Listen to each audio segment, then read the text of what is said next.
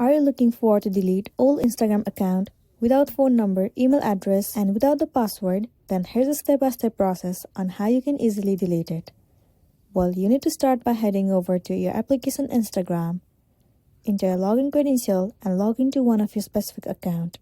Once you have been logged into your account, click on the search icon at the bottom of the screen. In the search bar, simply search for your account. Once you find your account, all you gotta do is click on it. And once you're in the profile page of your account, what you need to do is click on this three dot icon at the top right corner of the screen. And then click on Report. You need to select something about this account. Tap on They are pretending to be someone else. And then click on Me. Tap on Something else. All you gotta do is click on Submit, and then this account will be reported.